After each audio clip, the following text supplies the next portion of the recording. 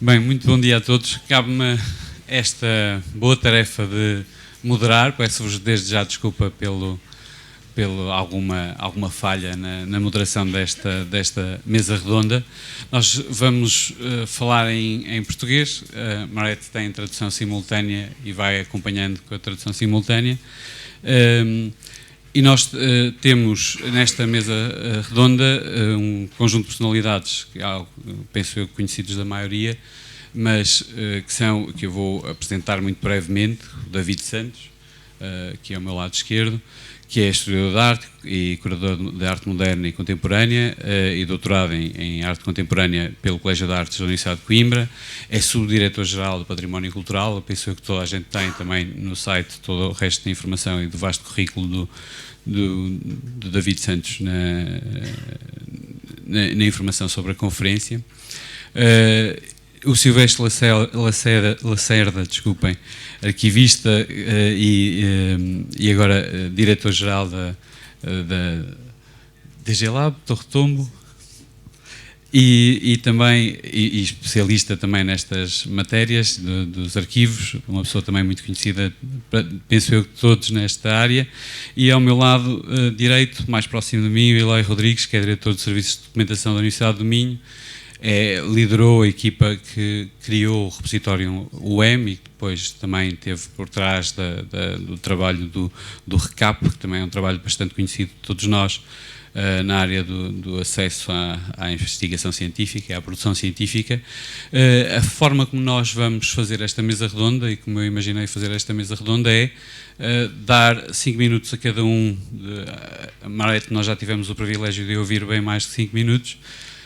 E o que vou fazer só de forma bastante tirânica é dar 5 minutos ao David, ao Silvestre e ao Eloy para nos falarem um pouco sobre o que é isto do acesso aberto, para depois nós podermos discutir entre todos e ouvir também as vossas questões para os três. E para a Marete também, claro, como é óbvio. David, começamos por ti. Muito bom dia a todos. Em primeiro lugar, naturalmente, quero agradecer o convite que me foi dirigido a mim pessoalmente, mas também por representar a Direção-Geral do Património Cultural. Dizer-vos que, muito brevemente, a DGPC está à procura de implementar uma política muito mais acessível. No fundo, é este o tema fundamental: a acessibilidade digital, a democratização no acesso ao conhecimento e, sobretudo, ao reconhecimento da qualidade das nossas coleções em alta resolução e de uma forma o mais livre possível relativamente a esse grande palco que é a internet, a essa comunicação global que de facto significa o espaço e o éter da internet. E a Direção-Geral do Património Cultural não quer ficar à margem desse processo, que já começou felizmente em alguns casos europeus há cerca de 10 anos a esta parte, que é o caso mais famoso, o Rijksmuseum, mas também o SMK, também na Dinamarca, que hoje podemos aqui ouvir testemunhar diretamente sobre alguém que teve diretamente a ver com esse processo. Há de facto já eu não diria uma tradição, mas há um processo de trabalho muito mais aprofundado em alguns casos na Europa e nos Estados Unidos da América sobre o acesso aberto e uma acessibilidade total. A Direção-Geral do Património Cultural está a lidar com esse processo de uma forma que eu considero que não está ainda no ponto que tem que estar, e vou já direito ao assunto relativamente às condições ou às condicionantes que nos envolve a todos em Portugal, quem representa e trabalha no âmbito da cultura enquanto serviço público e relacionado com o Estado Central. Há um conjunto de leis e regulamentações que têm limitado de algum modo este processo de caminharmos para o acesso livre, para o acesso aberto. Isto não significa que seja inultrapassável.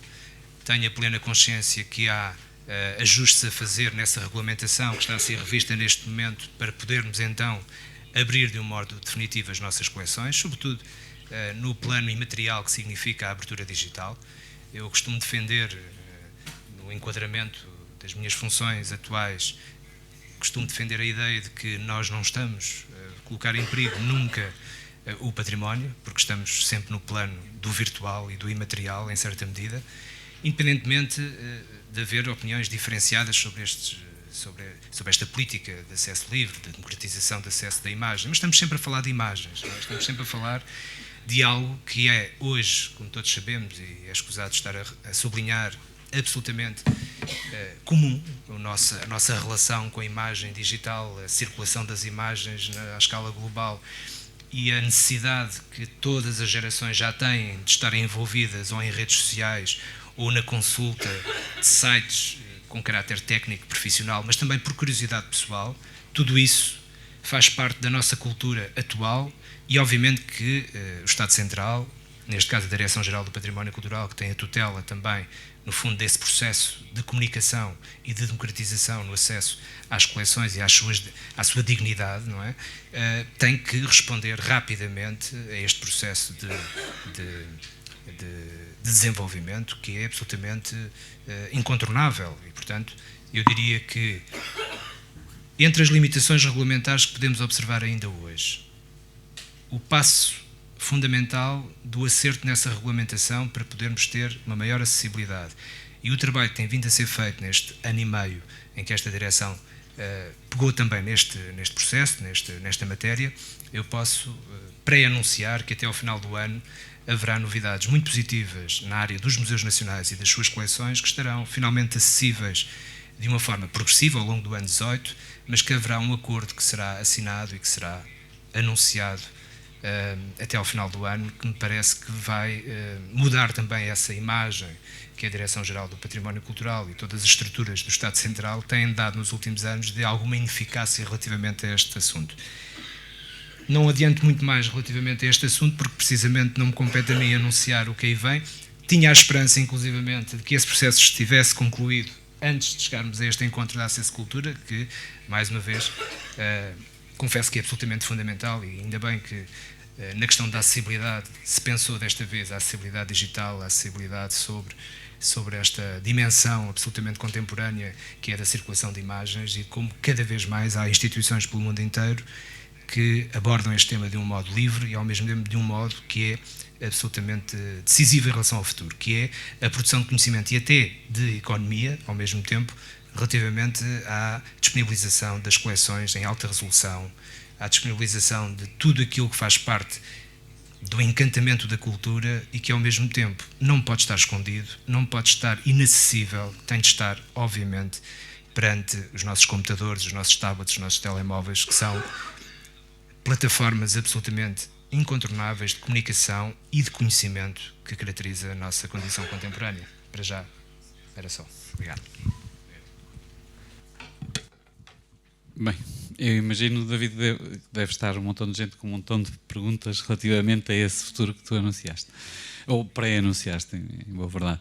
Em todo caso, eu vou passar a palavra ao Silvestre, que nos vai falar também um pouco sobre a sua experiência e o que os arquivos também têm de lidar nestas matérias.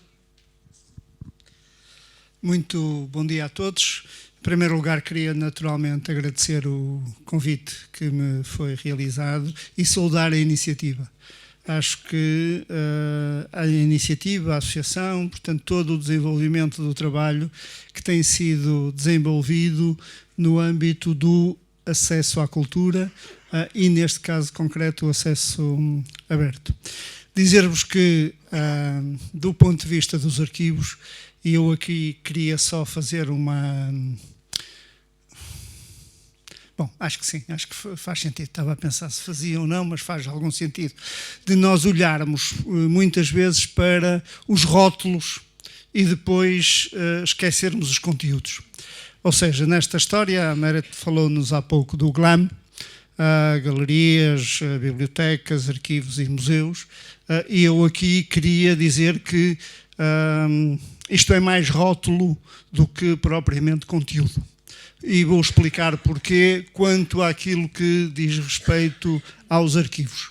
É que os arquivos não são só cultura.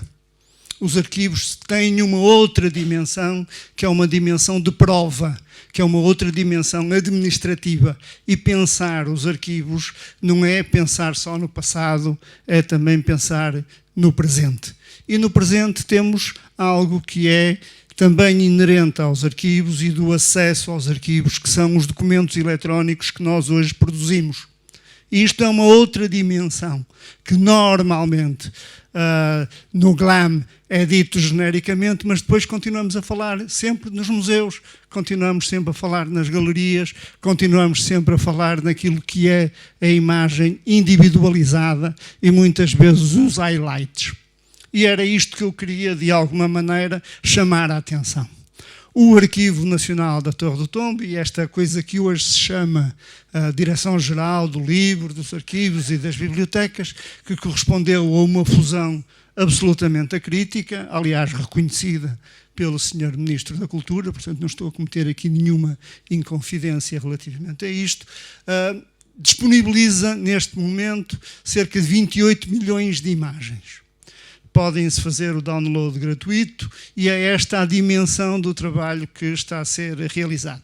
Não estamos contentes ainda porque, do ponto de vista do acesso, temos dificuldades daquilo que, do ponto de vista da concepção, se pode falar do user-friendly relativamente a esta matéria e também aos espaços e às características técnicas das próprias imagens. Mas, de qualquer maneira, há esta primeira fase, que diríamos, passamos de 2005, em que tínhamos 30 mil imagens, para 28 milhões de imagens. E passamos, neste momento, a ter 1% daquilo que é o Arquivo Nacional da Torre do Tombo disponível online. Isto é, nós gerimos cerca de 150 quilómetros de documentos e temos 28 milhões de imagens disponíveis. Muitas delas com características diferentes. Capturamos imagens que, nas suas matrizes, estamos a falar de cerca de 40 megabytes. Naquilo que é disponibilizado, estamos a falar de 1,2, 1,3 mega para os documentos, quer sejam eles mapas, quer sejam eles também documentos escritos, quer sejam documentos de outra forma, até, por exemplo, chaves, até, por exemplo, objetos metálicos, porque eles estão associados aos processos, nomeadamente aos processos judiciais de arrombamento, etc., e que fazem parte integrante destas mesmas imagens e destes processos. Portanto, queria-vos chamar a atenção exatamente para esta indicação e este volume de informação numa instituição. Estamos a falar de cerca de 450 terabytes de informação armazenada e naturalmente disponível, e dizer-vos também alguns números que são curiosos. 1 metro de documentação são cerca de 10 mil imagens. 10 mil imagens vezes 40 mega, estão a perceber o que é 150 quilómetros de documentos. A questão, naturalmente, que faz sentido digitalizar tudo. Qual é a relevância que tem desse ponto de vista? Ou seja, a avaliação daquilo que é disponível digital. Este é um dos eixos também do nosso trabalho e daquilo que faz que faz algum sentido nós pensarmos, que é o que é que nós queremos disponibilizar. Só mais, não sei se já ultrapassei o tempo, mas só mais uma outra forma de olhar para isto, que tem a ver com a legislação. E tem a ver com a legislação portuguesa e com a legislação europeia. Nós vamos estar, em maio do próximo ano, toda a União Europeia vai estar sujeita a um regulamento de proteção de dados pessoais. Este é uma realidade. Para além daquilo que está anunciado do ponto de vista daquilo que é a alteração importante das diretivas europeias sobre o copyright. E isto vai ter implicações, porque estamos a assistir a um movimento muito importante em termos internacionais, que não é só europeu, é em termos internacionais, de outros atores que estão a tentar ter também o copyright. E estou a falar, por exemplo, dos editores e dos editores de jornais, que já estão reconhecidos. Ou seja, estamos a tentar criar, e há um lobby bastante forte relativamente a essa matéria, a dizer que o copyright é um direito universal. Ora, estes valores, para além de termos assistido nos Estados Unidos, termos assistido em vários sítios, dizer que já não são 70 anos, já são 80 anos, há sítios em que já são 100 anos de proteção relativamente ao copyright e, portanto, há todo este movimento que é importante que associações desta natureza também ajudem a intervir ativamente para que seja reconhecida esta necessidade, pelo menos, já é uma forma defensiva, que pelo menos haja equilíbrio entre aquilo que é o acesso público, aquilo que são os fundos públicos para a digitalização e a disponibilização e aquilo que são os direitos individuais protegidos pelo copyright. Muito obrigado, Silvestre. Eu vi alguns queixos caídos quando falaste nos 28 milhões. É realmente um número que é impressionante e acho que muitos de nós, se calhar, não tinham essa noção, sabendo do enorme volume de documentação que existe na Torre de Tombo, mas nunca nos, se calhar, bateu a cabeça nesse número específico. Eu, sem mais delongas, vou passar a palavra ao Eloy. Bom dia a todos. Também queria começar por agradecer o convite para estar aqui hoje. É uma oportunidade também para eu contactar mais com uma outra comunidade e vou começar um bocadinho por falar sobre isso. Eu venho da comunidade do acesso aberto à informação científica, que provavelmente foi a comunidade, pelo menos pensamos nós, que cunhou o termo do acesso aberto em 2001, em Budapeste, numa reunião que reuniu gente que trabalhava em várias áreas e que pela primeira vez definiu este conceito de acesso aberto ao conhecimento científico. É um movimento que aconteceu, ou que, digamos, que se formalizou a partir de 2001, mas que de facto retoma a tradição da ciência, que é a tradição, digamos, há tradições quase conflituantes, mas uma tradição muito importante da ciência é exatamente a partilha do conhecimento. Aliás, porque a ciência normal, como eu costumo dizer, a ciência normal é cumulativa, é sempre feita com base no conhecimento anterior e, portanto, e no progresso em cima do conhecimento anterior.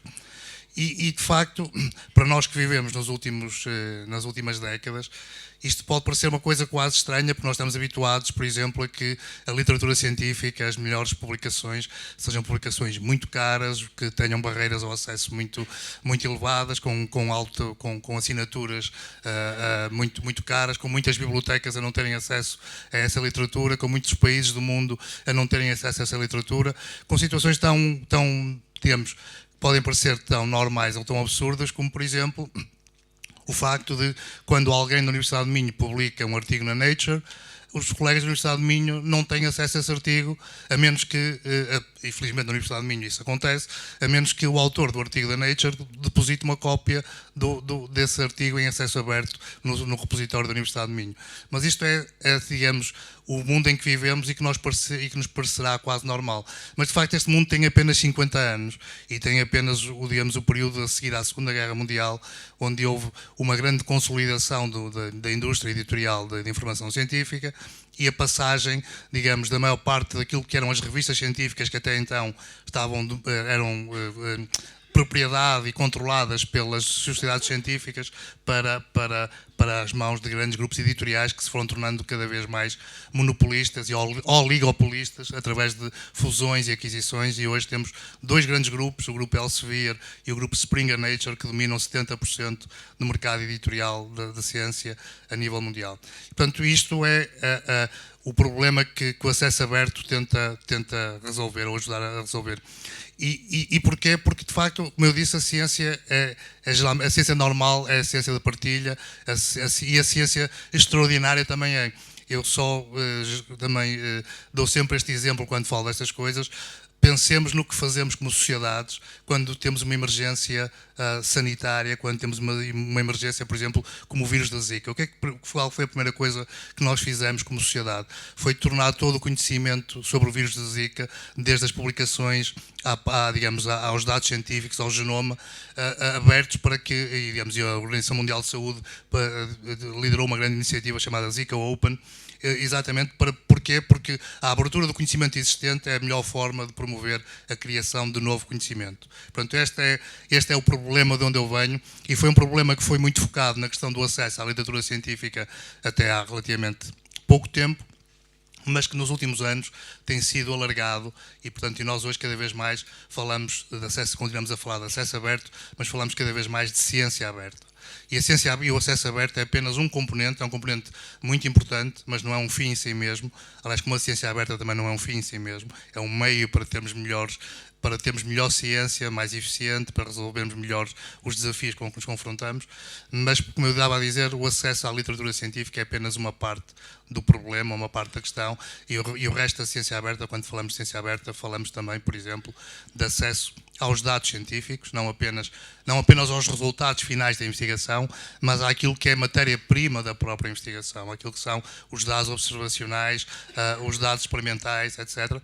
E desse ponto de vista, muitas das coisas que vocês, digamos, e daqui ligo à questão da cultura, muito daquilo que para vocês é cultura, e para vocês e para todos nós é cultura, são também dados científicos numa outra perspectiva. Na perspectiva das ciências humanas e sociais, mas para além disso, muitas vezes há dados históricos que são importantes, por exemplo, mesmo para a investigação de doenças tropicais, por exemplo, só para dar um pequeno exemplo. Portanto, há muita informação que, digamos, que do vosso ponto de vista, digamos, é informação de cultura, e é informação de cultura, mas que pode ser também, digamos, a matéria-prima para nova investigação científica. E, portanto, esta nova agenda da ciência aberta é uma agenda, de facto, onde estas questões da acessibilidade se colocam de uma forma bastante mais ampla, onde não falamos apenas da acessibilidade à literatura científica, mas falamos da acessibilidade a todos, digamos, a todos os produtos do conhecimento humano ou da investigação humana, que podem ter várias dimensões.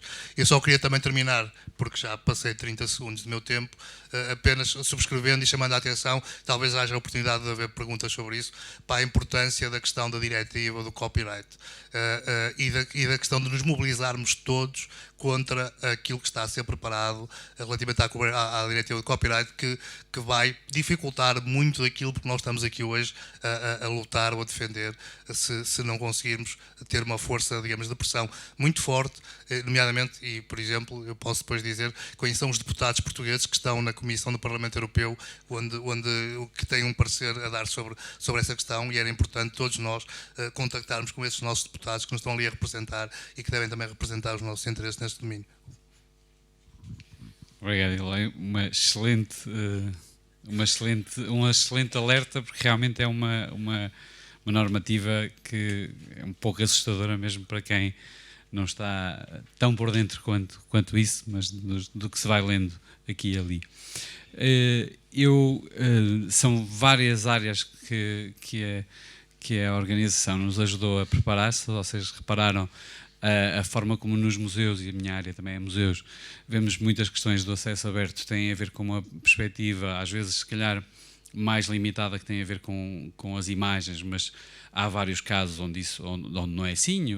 A Merit mostrou-nos alguns. O MoMA, por exemplo, abriu e tem disponível uma base de dados no GitHub sobre as suas exposições, sobre o arquivo digital que têm em exposições.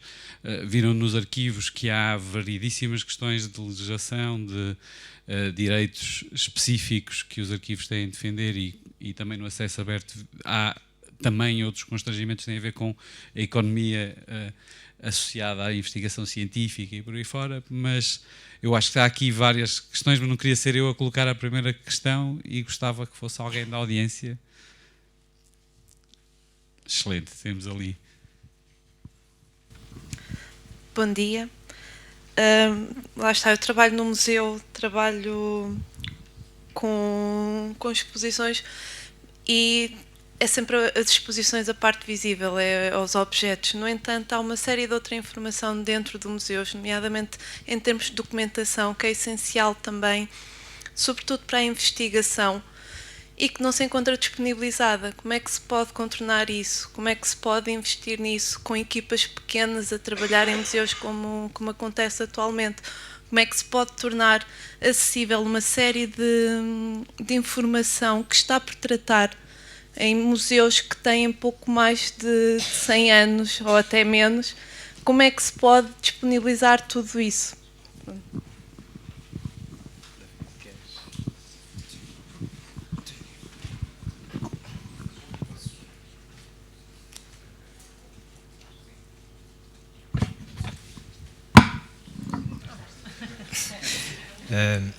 Eu dizia que, posso pegar nas palavras do Silvestre Lacerda, temos que questionar, em primeiro lugar, se é necessário disponibilizar tudo.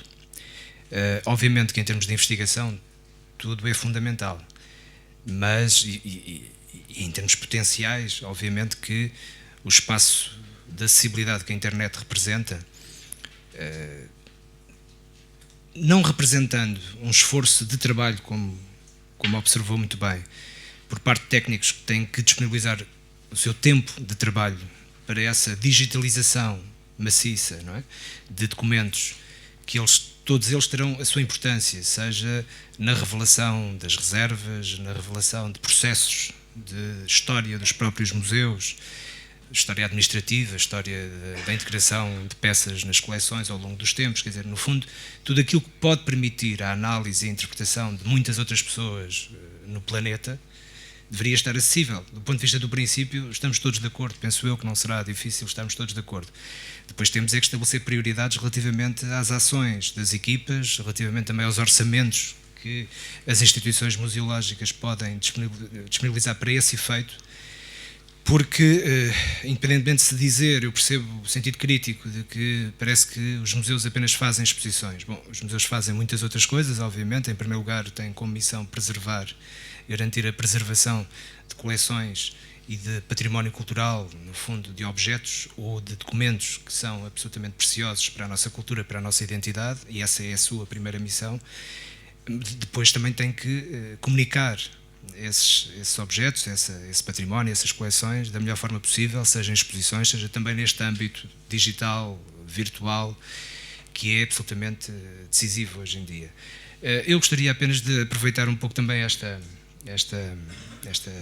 participação do auditório para sublinhar que, do meu ponto de vista, eu penso que se alguém leu a revista Património, o último número, eu fiz um artigo que precisamente sublinhava a importância absolutamente decisiva da digitalização total. Eu sou mesmo, no caso dos museus, sou a favor de que todas as obras, para mim o exemplo do Raskin Museum, que esteve na base desse artigo que eu escrevi, e que é também um statement da minha parte, relativamente não só às responsabilidades que assumo neste momento, mas independentemente disso, já tinha essa interpretação, não a alterei por assumir estas responsabilidades neste momento na Direção-Geral, assim como continuarei a ter essa perspectiva. Penso, tenho que aprofundar, mas tenho essa perspectiva há muitos anos, de que tudo o que possamos fazer para criar condições de qualquer pessoa no mundo possa vir a conhecer melhor o nosso património é, no fundo, chegar ao sharing is caring. Ou seja, que é absolutamente fundamental pensarmos que partilhar é a melhor forma de podermos cuidar e de podermos cultivar, no fundo, o futuro destas próprias coleções e garantir-lhe, de facto, que haverá cada vez mais pessoas interessadas em preservar essas coleções e em dignificá-las, conhecendo-as, produzindo significados sobre elas. E isso, o plano digital, a sua divulgação à escala global e massificada é absolutamente incontornável. Nesse artigo eu tomava como ponto de referência o Raskin Museum e o seu processo de procurar ter o mais depressa possível, mas cumprindo os critérios de qualidade que são necessários para esse projeto de alta resolução, de disponibilizar todas as coleções. E uma das mais-valias de disponibilizar tudo aquilo para lá daquilo que as próprias paredes do Raskin Museum podem oferecer do ponto de vista de uma relação direta com o objeto artístico ou com o objeto cultural, é o facto de um museu passar a ser um conceito. Ou seja, a partir do momento em que o museu disponibiliza imagens em alta resolução de todas as coleções que tem à sua guarda, inclusive aquelas que nunca mostra ou que raramente mostra, isso permitirá, certamente, um conhecimento que ultrapassa completamente as condições físicas da experiência concreta da relação de um observador com o objeto cultural. E esse é um potencial que eu acho que transforma completamente a noção de museu e até de experiência da relação do observador com o objeto cultural e artístico, neste caso. Esse projeto, que na altura foi até muito criticado em muitos setores da museologia e da cultura museológica, foi um projeto arrojado, como todos sabemos, penso que terá sido também já aqui falado sobre essa questão, mas para além dessa megalomania inicial, parecia que era no fundo, um projeto demasiado ousado para as circunstâncias até legais e normativas em que tinha que se enquadrar. E a verdade é que o Rijksmuseum tornou-se uma referência absolutamente incontornável na ideia de que, se nós não ganhamos, digamos que algum adicional orçamental de dinheiro a partir do momento em que deixamos de vender os produtos associados às grandes imagens das grandes obras de uma coleção, a verdade é que o Rijksmuseum teve uma influência, isso já está comprovado em termos de números. Eu agora não tenho aqui os números presentes, mas sei que a própria economia holandesa foi arrastada por essa iniciativa. E, portanto, nós podemos ver, no fundo, esta problemática de diversos pontos de vista. E eu defendo absolutamente que o acesso livre é a garantia não só de maior preservação, de maior conhecimento, de maior produção de significados, mas inclusivamente até de maior produção económica.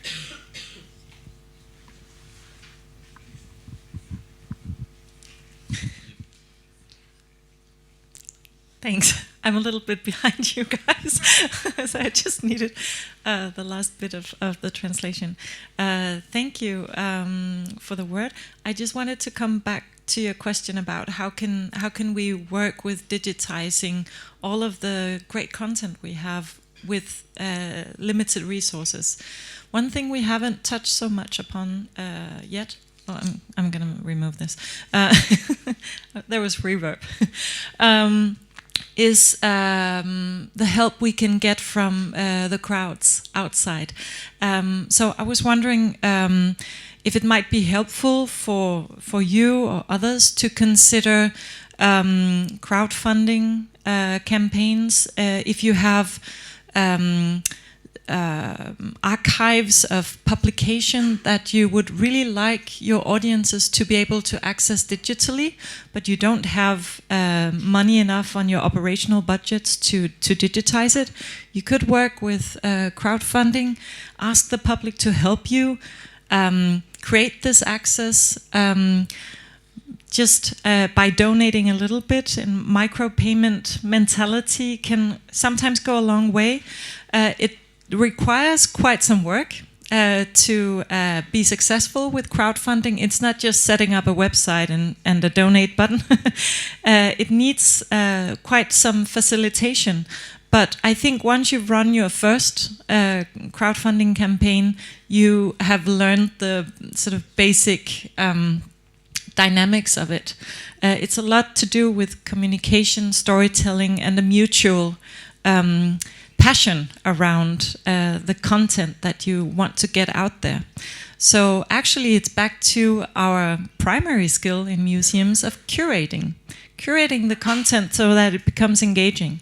And we're great at that. So it's kind of just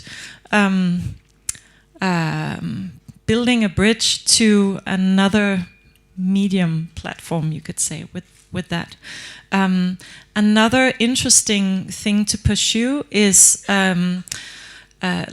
bigger donations from foundations for digitization, with the goal that they can help release this piece of cultural heritage to the public.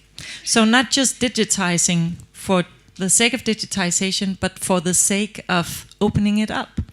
And there have been some interesting cases in the US of private foundations donating resources for raw digitization of museum collections because they wanted to make the philanthropic gesture of making this collection available.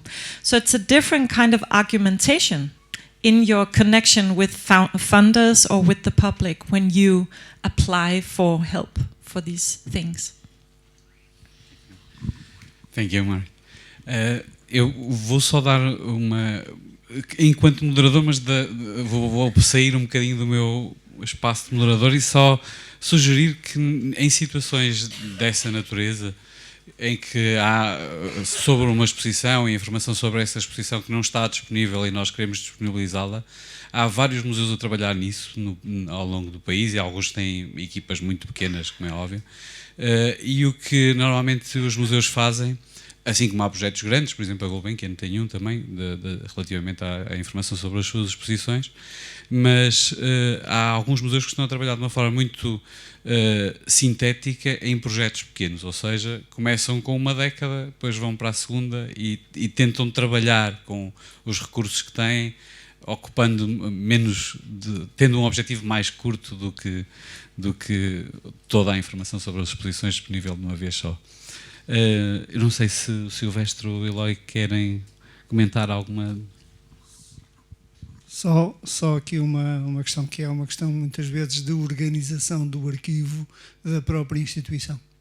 E isto leva tempo, isto requer recursos, isto requer algum conhecimento e provavelmente há que recorrer ou pelo menos tentar encontrar algumas formas de ajuda relativamente a essa matéria da disponibilização. Hoje temos esta felicidade, de alguma maneira, de poder disponibilizar informação, ainda que quase diríamos descontextualizada, nos próprios sítios web, naquilo que são as redes sociais, naquilo que são todo um conjunto de outras formas de aceder a essa mesma informação. E já agora só uma experiência não de crowdfunding, mas daquilo que a nossa experiência no Arquivo Nacional da Torre do Tombo sobre esta matéria. Já fizemos contactos com inúmeras empresas. Nós temos uma dificuldade, portanto, que tem a ver com uma matriz diferente de outros países, que é nós temos a confissão. E, portanto, os nossos pecados são lavados pela confissão e não propriamente pela filantropia. E isto é uma diferença que pode ser comezinha, mas que faz diferença relativamente a outros projetos e a outras realidades. Eu ouvi com muito interesse a comunicação que nos foi fazendo sobre a questão do lazer e mais tempo de lazer para os projetos cooperativos. Bom, em Portugal, a realidade, e peço desculpa se estou a ser um pouquinho pessimista, a precariedade é de tal forma que o lazer é exatamente o lazer, quase não existe, porque é consumido pela nossa necessidade de quase de sobrevivência. Estar apenas accessible não é suficiente. Por isso, desse ponto de vista, já, pronto, o meu conceito é: não guardem os vossos documentos num website. Não é uma boa solução. Há repositórios para guardarem isso.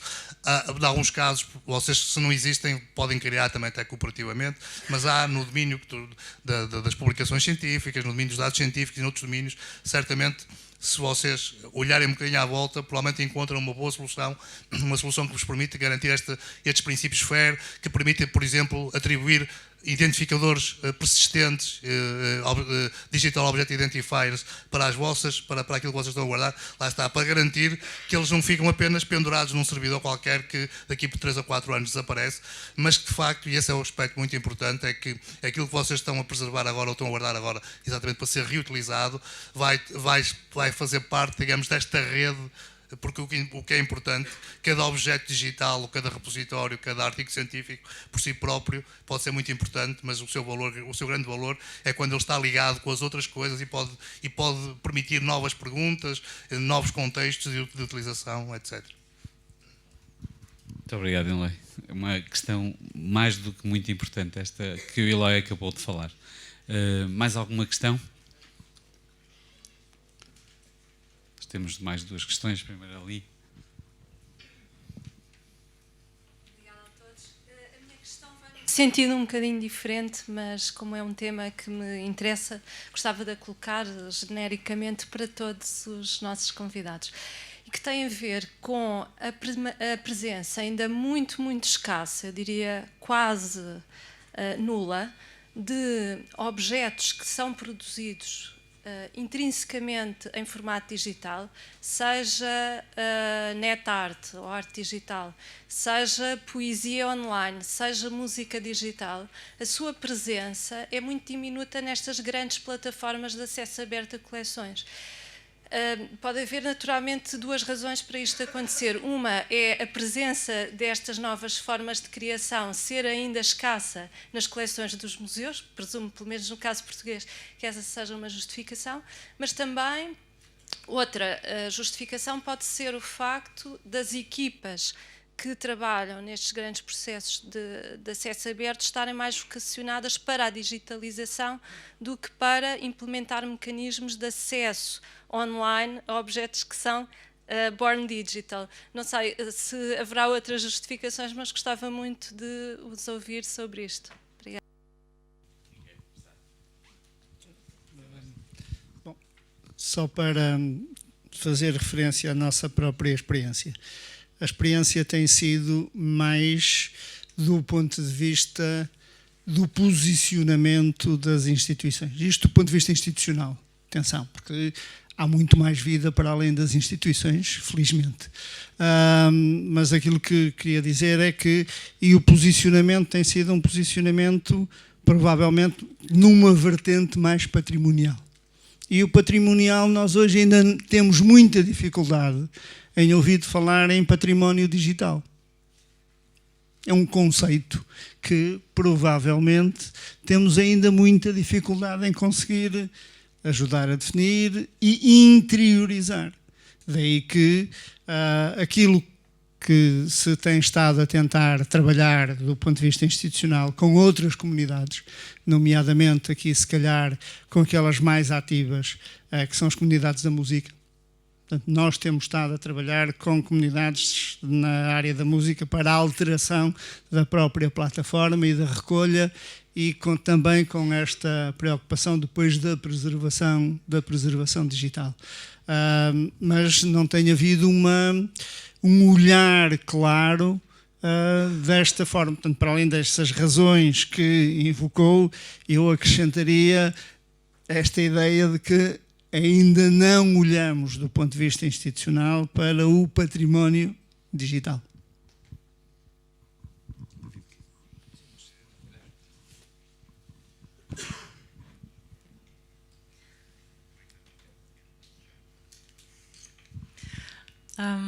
Thank you for raising the question about digital-born art forms. This is another thing that we as a cultural heritage sector need to develop standards around. There's so many challenges for us recently, right? But it's actually really important to take this into account. So I'm glad that you're mentioning this. Digital-born art forms and archival material, I believe, books as well, it really challenges our perception of a work, because there is no tangible thing. And in line with everything that's made up of bits and bytes, it can be reproduced and shared endlessly.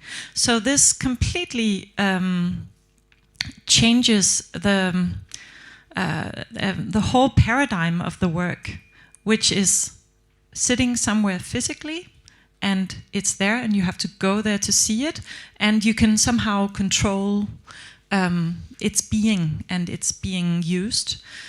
With a digital-born work, how can you say that you, as an institution, have the original? and if it's played or exhibited somewhere else, then you need a whole range of systems in place in order for that work not to just spread or be shared. So it really challenges our way of looking at a work of art as an entity, in terms of the economic, like the business model for the artist and the business model for the owner of the work, who can lend it out and so on. So there are many, many things there to address and come to terms with. In terms of digitizing and for preservation. This is urgent that we develop standards, I think, for this area, because even though these works are born digital and don't consist of anything but bits and bytes, they're still stored on physical entities. They're on servers which are made of metal and plastic and stuff like that. And they can break, and the formats change all the time. It's a super rapid development. So again, this is really something that we need to create urgently standards for in order to support an important and still emerging kind of art form.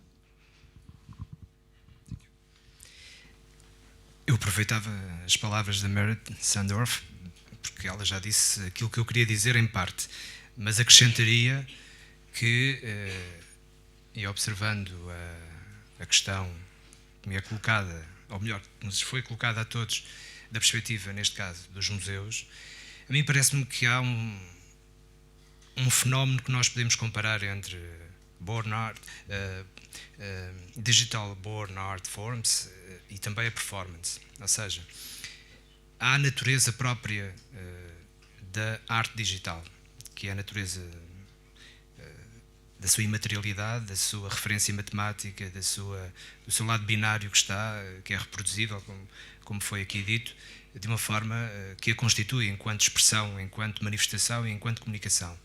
E ela está disponível, é difícil nós, no fundo, preservarmos uma espécie de original. Claro que podemos preservar cópias, podemos olhar para elas como algo que não queremos que se percam no futuro, e aí há uma comparação possível com os objetos materiais, claro que sim, mas faz-me lembrar um pouco aquela questão da musealização da performance, por exemplo, dos anos 50, 60 e 70, quando isso começou a ser reivindicado nos anos 90 e mais recentemente. Lembro-me de como se confunde hoje documentação de performance com performance. A performance é algo, embora este não seja o nosso tema, mas muito rapidamente é algo que tem a ver com a experiência concreta de um aqui e agora e ponto final. Tudo o resto são documentos. Claro que muitos performers tinham a consciência na época, quando desenvolveram esse processo de criatividade e de comunicação artística, que era fundamental também deixar documentação. E, portanto, a própria documentação, em muitos casos, em relação a algumas performances, faz parte do próprio conceito performativo. Noutros casos, não. Alguns performances evitavam que alguém tirasse fotografias, fizesse filmes, registasse de algum modo o que estava a passar nesse aqui e agora. Relativamente, isto pode parecer um pouco lateral, mas tem muito a ver com a questão da arte digital, ou da arte, ou da expressão artística que comunica, sobretudo, nas plataformas digitais. Elas têm uma comunicação que deve ser também, eu diria, considerada na sua totalidade, na sua natureza. Os museus, no fundo, representam, para o bem e para o mal, esta nossa opção patrimonialista, ou seja, esta nossa tendência para preservar tudo, inclusivamente aquilo que não quer ser preservado dos modos mais tradicionais de preservação. Eu não estou contra, eu não estou a fazer nenhum juízo moral, não estou a fazer nenhuma avaliação desse ponto de vista, estou só a tentar caracterizar um dos aspectos que caracteriza, no fundo, que representa a nossa sociedade contemporânea também ao nível das práticas museológicas e da preservação e da sua relação com a documentação e da sua acessibilidade, que é a ideia de que tudo tem que ser, aliás, a primeira intervenção foi logo nesse sentido. Temos que preservar tudo, temos que disponibilizar tudo. Ora, muitas vezes o tudo pode também ser o nada. O que não tem que ser necessariamente esse o caminho, mas a observação mais generalizada de que as artes digitais ou as artes que são deliberadamente realizadas para comunicar na plataforma da internet ou noutras plataformas digitais deve ter o seu lugar no museu, mas um museu com processo de legitimação, eu diria quase absoluto, sobretudo os processos artísticos, quando pensamos em museu de arte, remete também para essa tendência para querermos reivindicar a presença da net art ou da arte digital no plano do museu físico, porque eu acho que o museu se está a transformar numa coisa que estará muito mais a caminho de um museu, também ele próprio digital, ele próprio virtual. Nesse caminho, obviamente, as coisas vão comunicar, vão entrelaçar-se, nada se perderá completamente, mas também nada se preservará em absoluto. Muito obrigado, David. Eu devo dizer que relativamente ao que a Mariette está a falar sobre o standard, que eu estive numa conferência do CIDOC na Geórgia, onde se debateram standards exatamente para a arte digital, foi um dos painéis, e aquilo parecia mais uma luta de galos do que propriamente uma discussão sobre standards. É completamente difícil hoje em dia definir um standard sobre uma coisa que ainda é muito nova para todos nós, não é? Embora já tenha alguns anos, e é feita sobre standards, mas a questão de criar um standard para poder documentar a quantidade enorme de coisas digitais que nascem todos os dias é quase uma impossibilidade. Mas devemos lá chegar, imagino eu. Nós tínhamos uma outra pergunta ali, no fundo da sala. Bom dia, eu trabalho numa organização não governamental para o desenvolvimento, nada a ver com museus, e a minha pergunta é, neste processo de digitalização e de novos documentos, há alguma preocupação com os temas atuais e que mais interessam à sociedade? Por exemplo, nessas digitalizações, há alguma etiqueta para falar de migrações, de igualdade de género, de consumo responsável, de pobreza, ou se isso tem estado todo um bocadinho esquecido?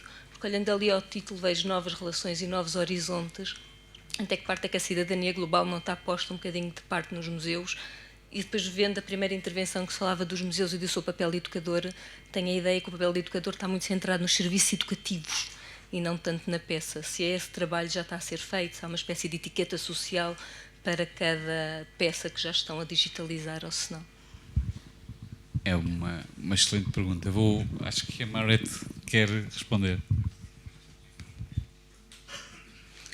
Yeah, thank you also for raising a very topical issue, which we all should be caring very much about, and especially our institutions, because we hold this, the historical archive of human development and movement, and how that has influenced the development of our societies.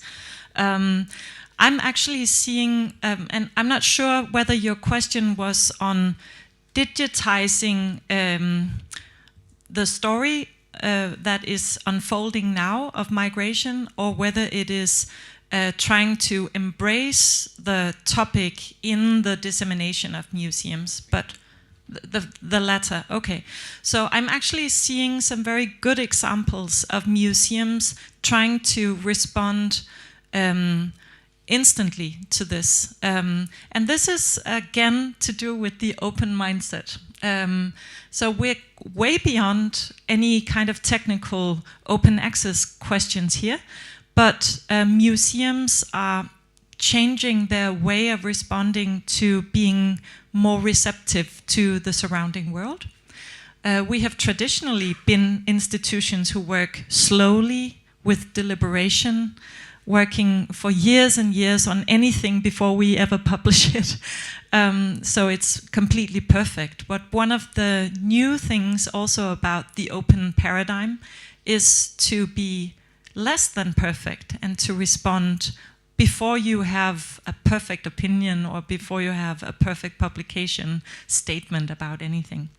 So there have been museums in Germany, for instance. Germany has really, as you all know, been on the front cover about migration politics.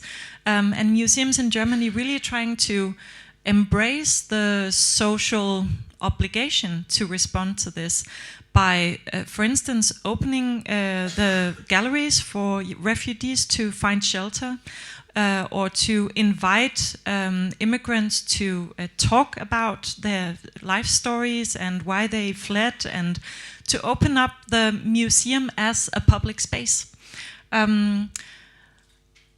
We are also working with this at SMK, so this is yet another dimension of the openness transformation.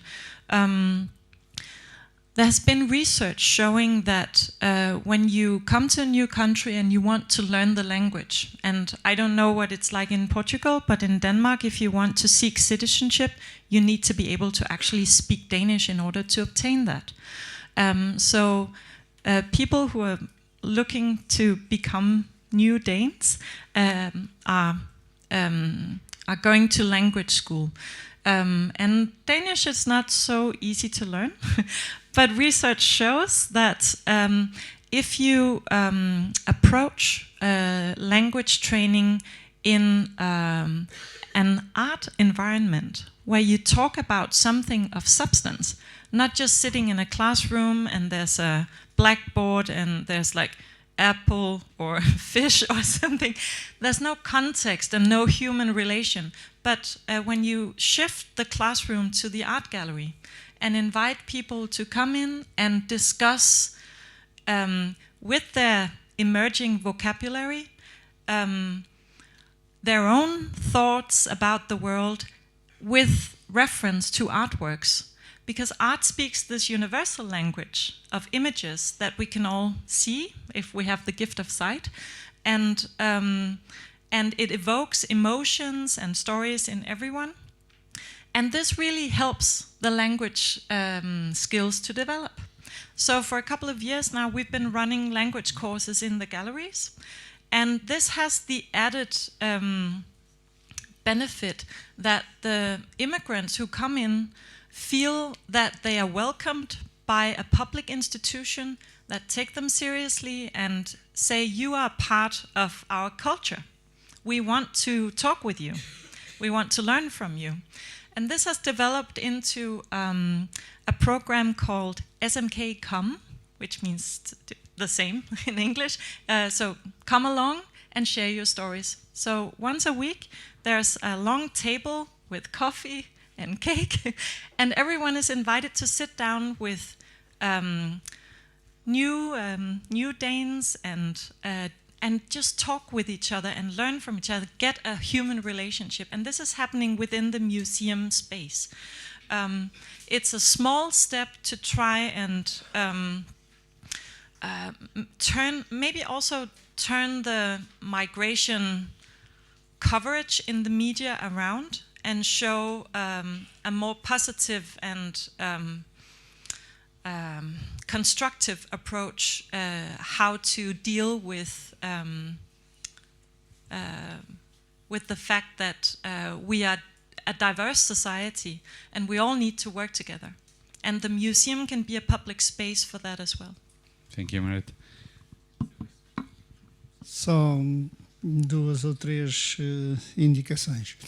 Uma da nossa experiência, mais uma vez, que foi a candidatura à marca do património europeu.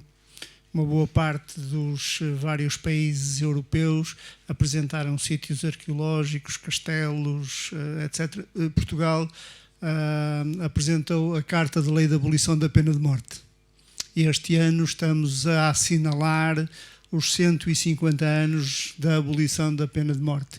Ou seja, ter essa perspectiva que é um documento de arquivo, é também um monumento, mas tem também esta atualidade, e estamos a falar de uma Carta de Lei de 1867, com um conjunto de atividades que vão muito para além daquilo que é o tradicional, ou a forma tradicional de abordagem, quer do ponto de vista dos serviços educativos, quer mesmo do ponto de vista de impacto social. Outro aspecto que gostaria de chamar a atenção é para um outro conceito que acabamos de desenvolver com a Faculdade de Ciências Sociais e Humanas, que são designados os arquivos de comunidades. Ou seja, fizemos um colóquio em que chamamos vários antropólogos, vários outros atores que intervêm diretamente com as comunidades no âmbito dos arquivos sonoros, no âmbito das recolhas de histórias de vida, portanto, de um conjunto de outros materiais para além daquilo que é a constituição daquilo que se faz do ponto de vista da sua identidade. E este conceito de arquivos de comunidades tem vindo a ser desenvolvido e tem vindo a ser trabalhado exatamente com aquilo que tradicionalmente começou com os chamados arquivos de família.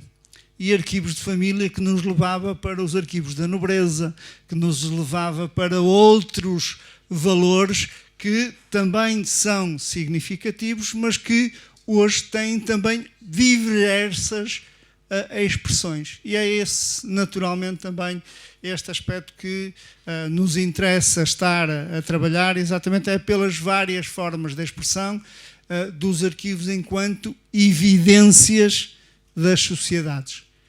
E essa é a temática que, de alguma maneira, se tem estado a fazer em termos de, não só de recolha, mas também de trabalho concreto nessas mesmas áreas. Também só muito, apesar de não ter a ver provavelmente mais uma vez com a questão dos museus ou dos objetos culturais, mas voltando a ligar aqui à questão da atividade científica e à investigação, uma área que tem também avançado muito nos últimos anos tem a ver exatamente com a questão do envolvimento e da participação da sociedade em todas as dimensões da ciência. E quando há um bocadinho eu falei na questão da ciência aberta e nos vários pilares da ciência aberta, eu costumo dizer que ciência aberta, para haver ciência aberta, há duas dimensões fundamentais. Ciência aberta nos resultados, e os resultados basicamente de publicações e dados de investigação, e ciência aberta nos métodos. E ciência aberta nos métodos tem a ver com a questão do envolvimento da sociedade. Eu penso até que hoje à tarde, eu estou com alguma curiosidade, vamos ter aqui algumas apresentações sobre ciência cidadã, que é um dos aspectos fundamentais também da ciência aberta e do envolvimento da sociedade. Mas que também vai para lá disso, vai até, por exemplo, à questão da participação da sociedade no estabelecimento das agendas de investigação. Ou seja, porque muitas vezes, e nós sabemos que muitas vezes as agendas de investigação podem ser determinadas por algumas tendências globais ou por algumas modas ou alguns interesses económicos globais e não irem ao encontro daquilo que são necessidades locais. E, portanto, essa questão da participação da sociedade, não apenas na própria atividade de investigação, por exemplo, com projetos de ciência cidadã, etc., mas no próprio estabelecimento das agendas de investigação, na avaliação da ciência, etc., é um aspecto muito importante. E há toda uma nova área que tem muito overlapping, muita sobreposição entre a ciência aberta ou com a ciência aberta, que chama-se RRI. Desculpem lá que eu hoje estou a usar muitos palavrões, mas tem mais um palavrão em inglês que quer dizer Responsible Research and Innovation, pronto, que é outra área, digamos, e que é uma área, digamos, e não há RRI sem ciência aberta e nem há ciência aberta sem RRI. Digamos, estamos a falar em grande medida da mesma coisa, só com abordagens ou a partir de pontos de vista um bocadinho diferentes. Obrigado. Yeah, right. I just wanted to add one thing to the question about responding to the migration crisis which we're facing. Europeana is actually planning a huge campaign to surface stories from the Europeana digitized archives about migration historically in Europe, and how the campaign is has the work title "Moving Europeans," because there's so many stories in the archives of how people have migrated and how that has spurred development of important scientific progress, important artistic progress, because people have had the ability to move around across borders, or sometimes have been forced to move. So watch out for this migration campaign on Europeana. It's a way to activate the archives, the historical archives, so that we have an ability to shed historical light on the present political situation. Eu também aproveito para dar uma indicação que não tenho bem a certeza onde, quem, como vai organizar, mas li, se não me engano, uma notícia que foi aprovado a criação de um centro de documentação para as migrações recentemente, mas não sei exatamente onde foi. Foi uma coisa que eu li ontem, já muito tarde, a vir para Lisboa, portanto não tenho certeza da hora, nem quem era. Eu vou... Força.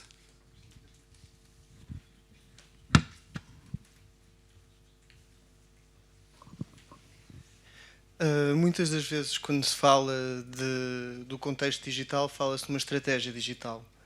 Na planificação, falamos do caso do Rijksmuseum, Eles, para chegarem a uma conclusão, levaram uns 4 ou 5 anos, depois para porem a coisa a andar 10 anos, e agora para terem a coleção toda online, eu creio que ainda têm mais 500 mil objetos, portanto mais 10 anos de digitalização, e para isso foi necessário criar um consenso, um investimento enorme, um diálogo e uma estratégia que me parece que vai ser 20 anos, no mínimo.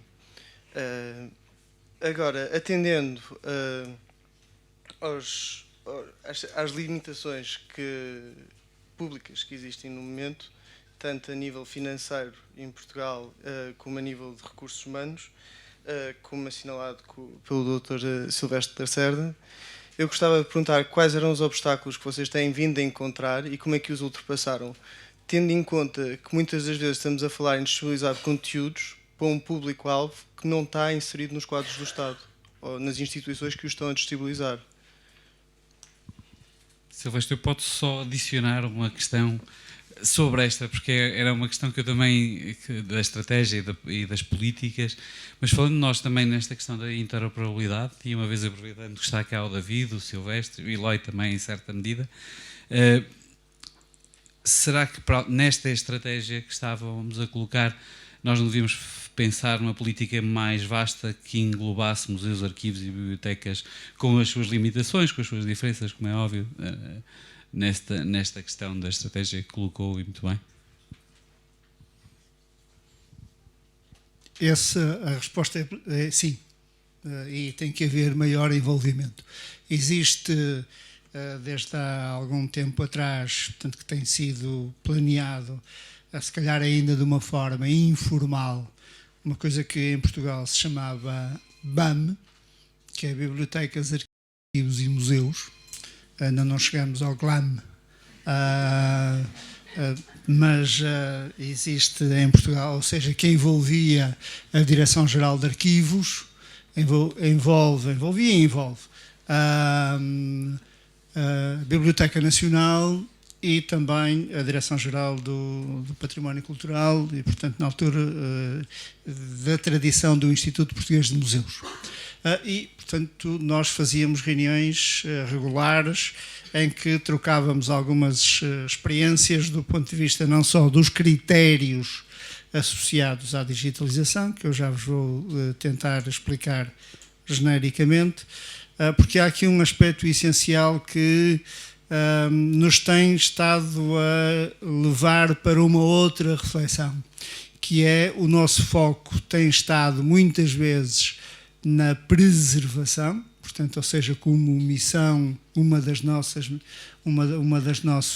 nossos trabalhos, nós temos vindo a alterar de alguma maneira, colocando o foco no cidadão. E o foco no cidadão, o que é que isto significa? Significa que nós temos que abrir portas, no caso dos arquivos isso ainda é mais premente, e temos que perceber, e mais temos que os atender e de alguma maneira permitir o acesso a esses mesmos documentos. Portanto, a estratégia de digitalização passou objetivamente por uma combinação entre o que era a preservação e o que é o cidadão.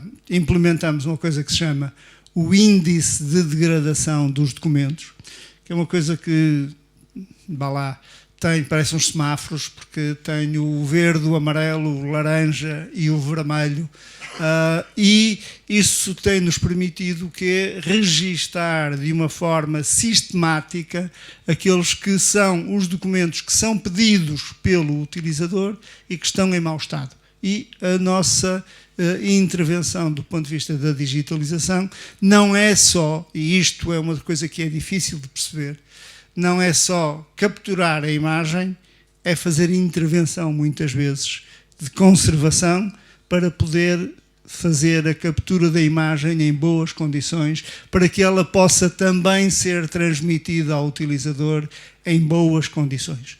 Estão a imaginar o que é digitalizar um documento que tem uma quebra, ou uns documentos que estão cortados porque, entretanto, se fez um códice que se fez de um processo de inquisição, por exemplo. E isto não é fácil de gerir, porque eu estou a intervir diretamente sobre o objeto, estou a alterar o objeto em favor do acesso à informação. Mas isto acho que coloca algumas questões até éticas do ponto de vista da intervenção, que está associada depois à própria digitalização. Mas dizia que é necessário, efetivamente, uma estratégia e uma estratégia nacional de digitalização com fundos próprios.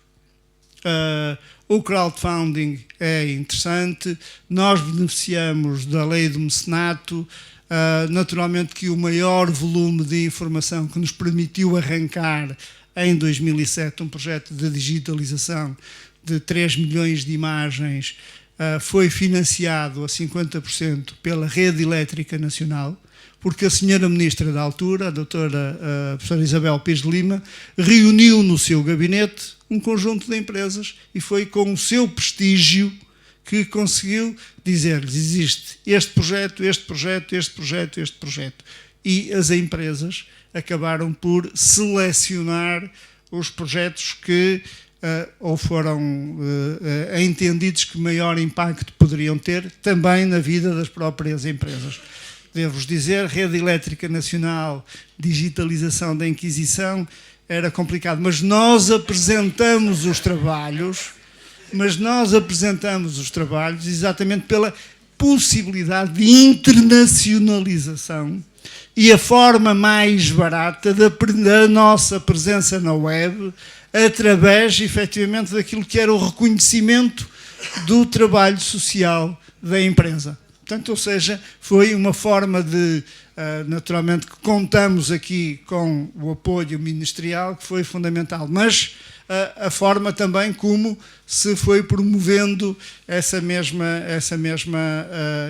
acesso. E, portanto, diria que é necessário uma estratégia nacional de digitalização, mas claramente, e acho que estamos em tempo oportuno de discussão, do Orçamento de Estado para 2018. Aqui o Eloy há pouco fazia referência aos deputados europeus e eu diria que temos a Assembleia da República também. Temos um instrumento em Portugal que não foi usado, ou que foi usado, e eu diria que não foi usado porque, embora vá ter responsabilidades a outro nível sobre esta matéria, que é o orçamento participativo. O orçamento participativo teve este ano, em termos nacionais, 1.400.000 euros para os vários projetos.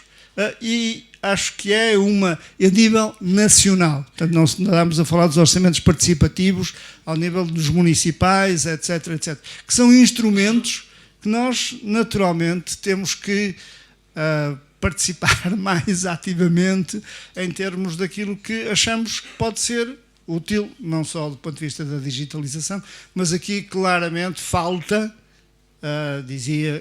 uma estratégia nacional, sobretudo associado àquilo que é, nós vamos ter essa oportunidade, na oportunidade do 2030 em termos das infraestruturas, mas faz sentido o desenvolvimento de uma estratégia nacional de digitalização para as bibliotecas, os arquivos, os museus, a música, etc. Portanto, ou seja, de várias outras comunidades que claramente não estejam só dependentes dos orçamentos das instituições, mas que possa ser assumido como um desígnio nacional, já agora.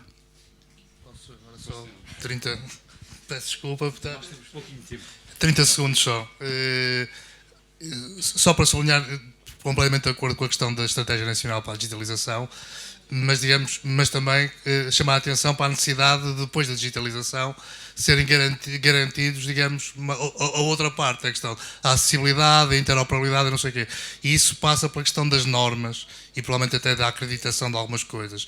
Queria aproveitar, por exemplo, no outro dia numa reunião de uma outra iniciativa onde estamos e, por exemplo, onde estão repositórios científicos, as bibliotecas públicas, estão os arquivos, está o Portal Nacional, o Portal Português de Arquivos, estão os museus, que é o diretório, está a ser desenvolvido o diretório de repositórios digitais, Portanto, é uma iniciativa que está ainda em curso.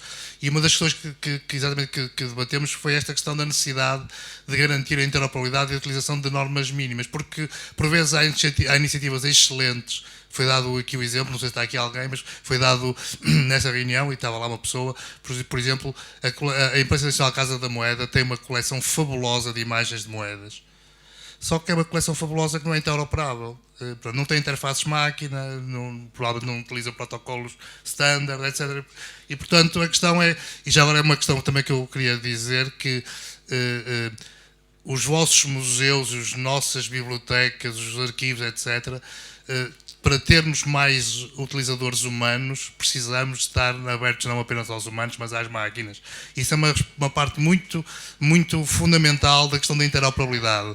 Se não formos machine friendly, também somos pouco human friendly, e isso é uma questão muito importante. E, portanto, o meu último comentário, portanto, é completamente de acordo com uma estratégia nacional para a digitalização, mas sobretudo com uma estratégia nacional para a acessibilidade, mais uma vez, do património cultural, científico, etc., que passa também pela questão da normalização e da acreditação dos repositórios. E mais, David? Sobre a questão da estratégia digital, 2 palavras apenas. Obviamente que já aqui foi falado pelos meus colegas de debate, que representam também instituições portuguesas em diversas áreas da nossa cultura. Há, neste momento, uma estratégia, de algum modo, que este Governo também tem vindo a sublinhar, para que os repositórios digitais sejam algo que respondam a critérios e a regras comuns, para não haver estas discrepâncias de utilização e às vezes até de pouca eficácia na comunicação por falta de cumprimento de regras comuns. Por outro, parece-me que, como palavra final, é absolutamente decisivo sublinhar a questão do desígnio nacional, que às vezes é uma expressão muito política, muito de políticos, mas que, de algum modo, nós temos que perceber que o investimento que será feito, que o nosso país puder fazer, ou conseguir perspectivar, que é muito possível, que é muito positivo vir a fazer no presente e no futuro, relativamente a esta matéria do investimento digital, dos seus trabalhos, do seu desenvolvimento, é infinitamente inferior relativamente a grandes outros investimentos de caráter material. Ou seja, não que o tempo não tenha a sua materialidade, e nós sabemos que o trabalho digital implica vastas equipas, técnicos especializados, outros voluntários, enfim, o crowdfunding pode ser importante, mas, de facto, a orçamentação vinda do Estado, aquilo que, no fundo, pode dar substância e corpo à expressão desígnio nacional, tem que ser manifestado também pelo Estado. Tem que ser manifestado de um modo muito concreto, em termos orçamentais, para uma área que tem implicações que hoje, por muito que haja especialistas na matéria, ainda são incalculáveis, em certa medida, e ainda bem, porque representa um potencial que ainda está por descobrir, por desenvolver, mas que, no essencial, representa uma democratização na acessibilidade, que é o tema deste encontro, da Acesso Cultura, que é a acessibilidade ao conhecimento à escala do planeta. E essa deve ser uma responsabilidade assumida pelos Estados, pelas autoridades, pelas instituições, mas por todos nós, enquanto cidadãos, que participamos de um lado ou do outro, e mais do que de um lado ou do outro, estamos sempre dos 2 lados ao mesmo tempo, porque será sempre a exigência e a reivindicação do Estado civil, digamos assim, dos cidadãos, que poderá impor também àqueles que nos governam condições mais apropriadas para fazermos um trabalho cada vez melhor neste âmbito.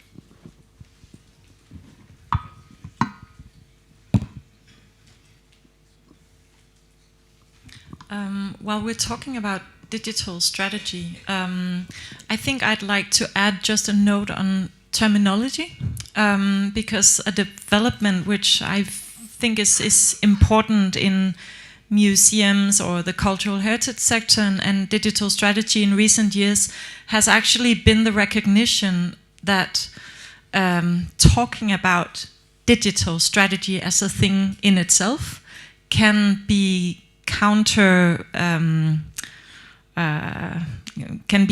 the opposite of helpful to what we want to achieve.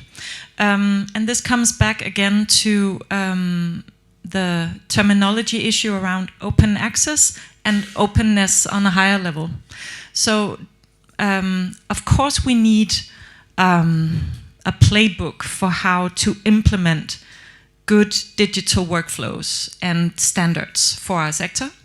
But to call it a digital strategy may keep us in a certain idea that digital is something apart from the other things we do in the cultural heritage sector.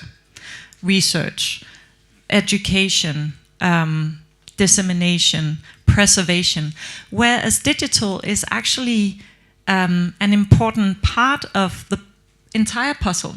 It's a means to achieve all of that in the 21st century.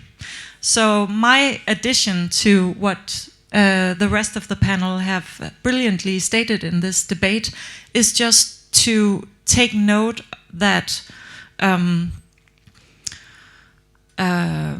digital should maybe be something that we think of as completely integrated into our practice instead of an addition, because that will help us to really just embrace everything that's part of these technologies in ways that are supportive to our mission and deal with the things that challenge our mission, and then integrate all of this into our overall strategy.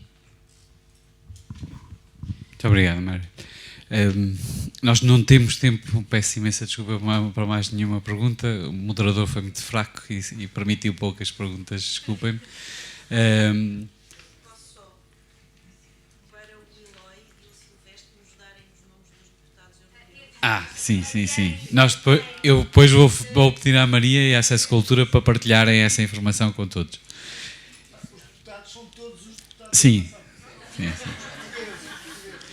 Mas eu queria antes de agradecer aos membros do painel, antes de agradecer aos membros do painel, alertar-vos que há já alguns estudos feitos no âmbito europeu sobre o custo de digitalização a nível europeu, a nível da cultura europeia, e que apresentam alguns números que são difíceis de calcular, como podem imaginar, mas que são bons para nós termos a noção daquilo que podemos exigir aos políticos que têm a responsabilidade de dar esse dinheiro ou de atribuir este dinheiro para uma tarefa que eu julgo que será bastante proveitosa.